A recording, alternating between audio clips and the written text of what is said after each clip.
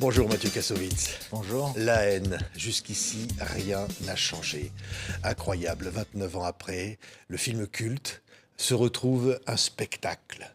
Un grand spectacle sur scène, on va dire, où on va pouvoir applaudir ce spectacle qui va commencer à partir du 10 octobre à Paris. Mais c'est l'idée de transformer ce film en un grand spectacle. Ça vient d'où, Mathieu ? Ça vient de se dire qu'après 30 ans, on peut commencer à lui donner des ailes, même s'il a pris ses ailes de lui-même et à travers les générations. On se rend compte que c'est un film qui a marqué son époque et qui a marqué encore aujourd'hui, qui marque encore aujourd'hui. Et c'était une façon de lui rendre hommage en le sublimant avec une nouvelle façon de l'interpréter. Oui, mise en scène, des musiques incroyables. On écoutera tout à l'heure quelques extraits, on va voir des images. Comment on monte un spectacle comme ça, Mathieu ? On monte avec des spécialistes. Je me suis entouré de gens qui connaissent vraiment ce métier et qui sont capables de gérer toute la complexité que je leur ai demandé de travailler sur ce projet, puisque ça mélange du cinéma, ça mélange du live, ça mélange de la chorégraphie, ça mélange de la chanson. Et tout ça doit être parfaitement synchronisé pour donner l'impression qu'on est dans un film. Oui, regardez ces images. Sa mère, on m'a enfermé dehors. Ouais, Dino protège le vous. Exact.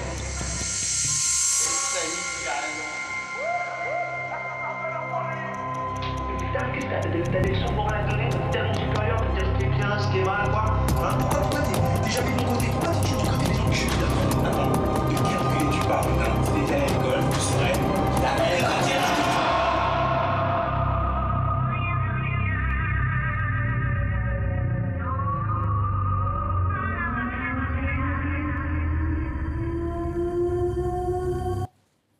Les personnages sont là, Ouais, on les retrouve, ouais. et ils deviennent vivants devant nous, comme ça. Ouais, ce ouais, spectacle.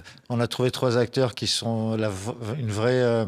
c'est pas une imitation des anciens, mais en fait, les personnages qu'on avait créés, c'était tellement ancré dans une certaine réalité et les gens aussi imitaient ce que sont ces personnages. Et donc, c'est un serpent qui se mord la queue et nous, on en récolte le fruit. C'est-à-dire qu'on a des jeunes acteurs qui ont été nourris par cette culture et qui peuvent maintenant la réinterpréter à leur façon. Ouais. Quand je dis c'est un film culte, bien sûr c'est un film culte, ça devient un spectacle vivant sur scène. C'est-à-dire qu'on va retrouver des moments du film, on va retrouver tout ce qu'on a vu dans ce film d'une autre manière. Vous allez retrouver le film, pour tous les nostalgiques, pour tous ceux qui aiment le film, vous allez retrouver les mêmes plans, vous allez retrouver le même rythme, vous allez retrouver les mêmes dialogues, mais en musique, en chanson, avec des effets visuels assez sophistiqués.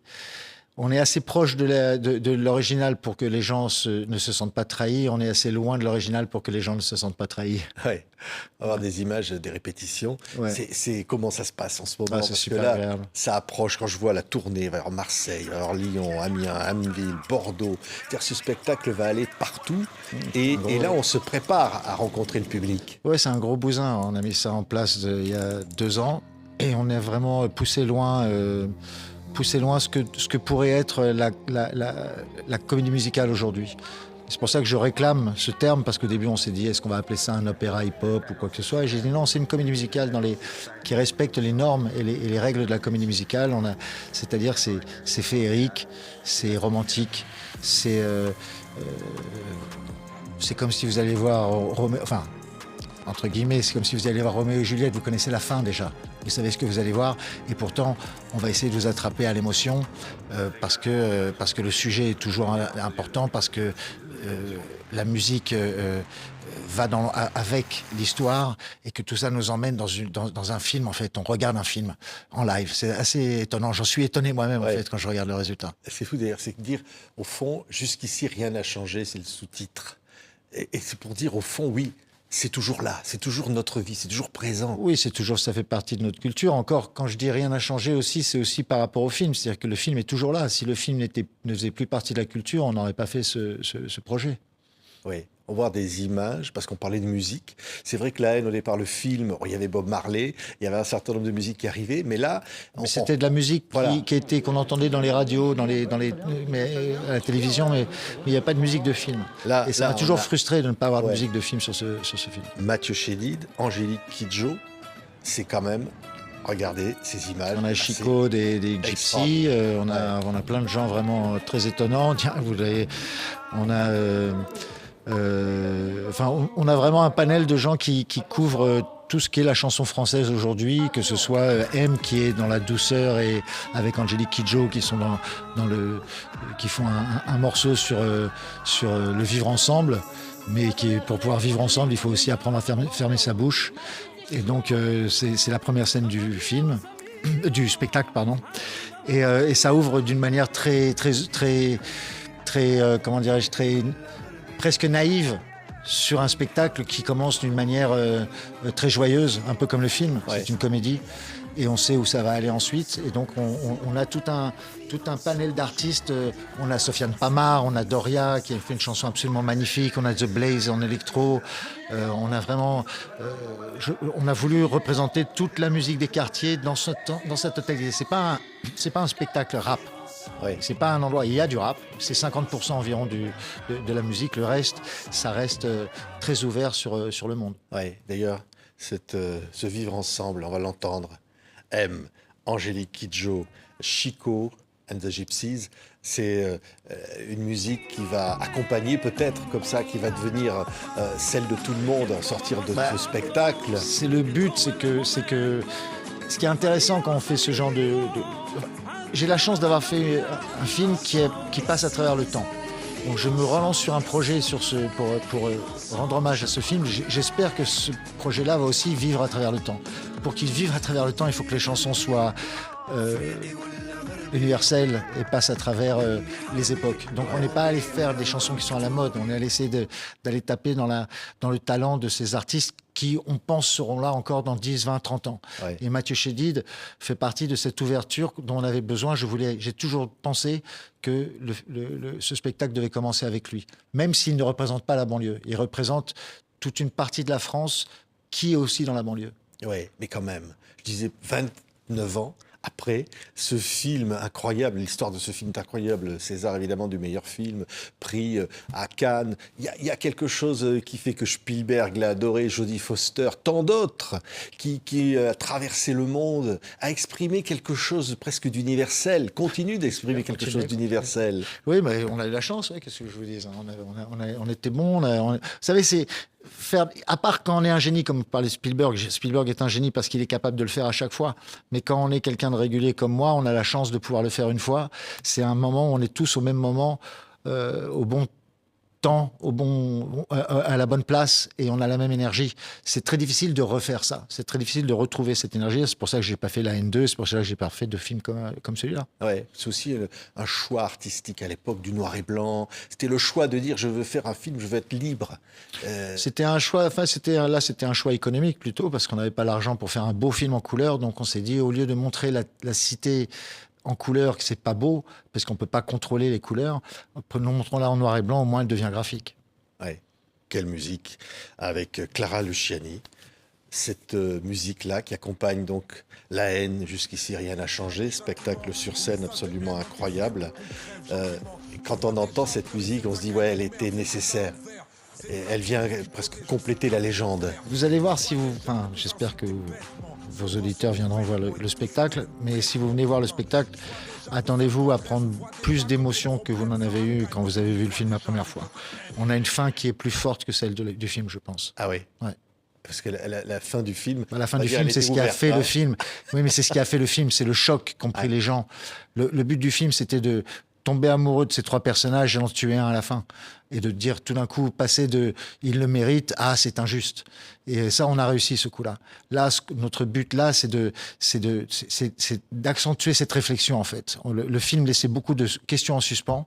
Comme vous dites, il était très ouvert. Là, on répond à ces questions. Ouais. Akhenaton, Oxmo Puccino. Tunisiano, C'est des ouais. gens qui ont grandi aussi avec, Oui, avec ce c'est film. mes potes, c'est des gens avec qui moi j'ai grandi aussi. Moi si j'ai fait la haine, c'est aussi parce qu'il y a IAM. Ouais. C'est IAM qui m'a donné envie de faire la haine. C'est NTM, c'est Assassin, c'est tous ces groupes de hip-hop dans lesquels je traînais, que je connaissais à l'époque. Akhenaton, je l'ai rencontré, ils étaient IAM, c'était avant leur premier album. On s'était rencontrés, j'avais fait Métis avant. Est-ce que je pouvais faire un clip pour truc? On était tous au tout début, quoi. C'est étonnant de voir 40 ans, parce que là je parle des amitiés de 40 ans. C'est étonnant de voir qu'on a avancé ensemble et qu'il y a certaines personnes.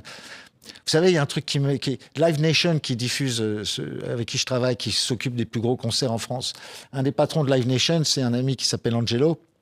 Angelo, quand j'étais petit, quand on avait 16-17 ans et qu'on traînait dans les halles, il était avec son frère et 2-3 potes à distribuer des flyers dans la rue, à carrément nous agresser pour dire va à ce concert. Et c'est les premiers qui ont amené le hip-hop en France et qui nous ont fait comprendre qu'il y avait un business et que c'était une culture, que c'était pas juste des copains Et ces petits mecs-là qui avaient 17 ans à l'époque, maintenant sont à la tête d'une des plus grosses machines de tournage dans le monde. Et nous, on fait ce spectacle et on arrive à travailler ensemble.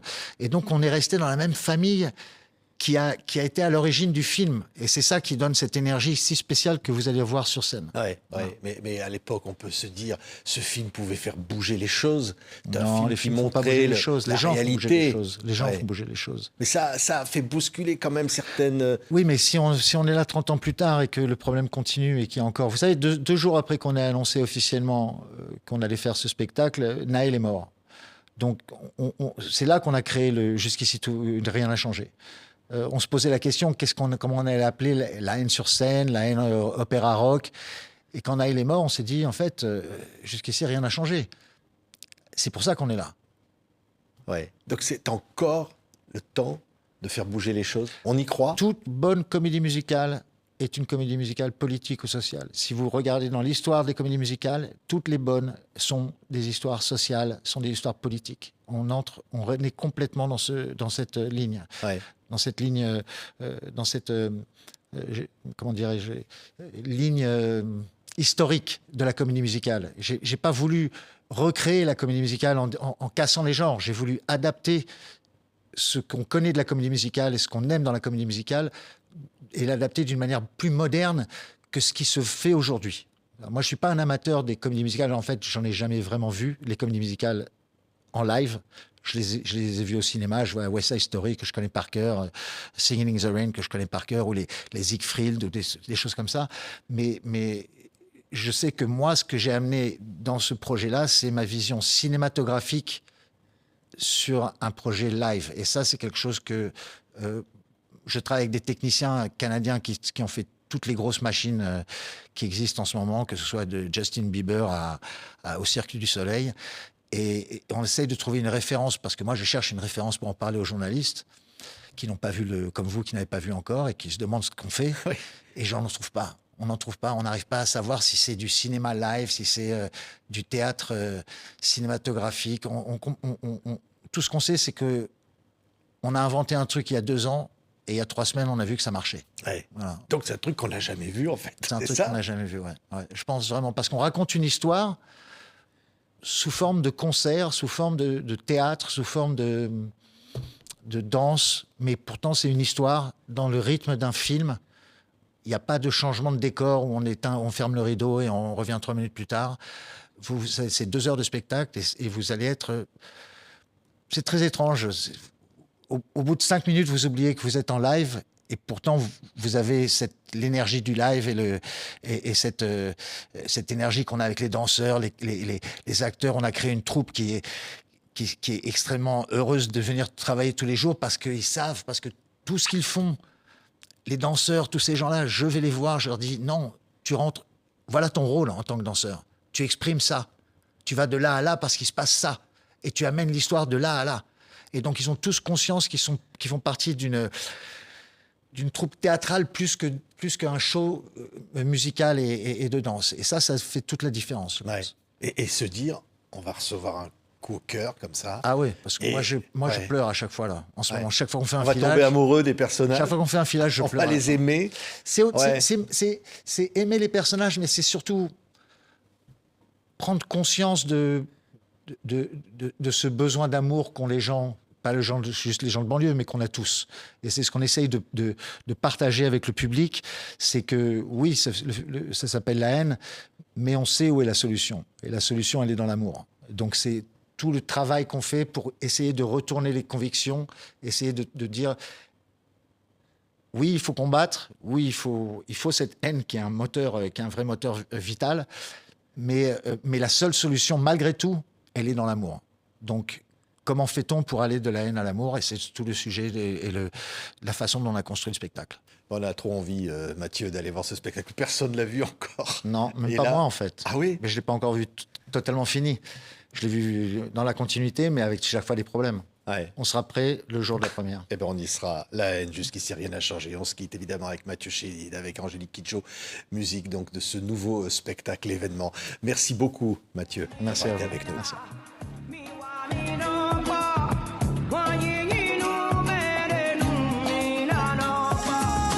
El tiempo va a pasar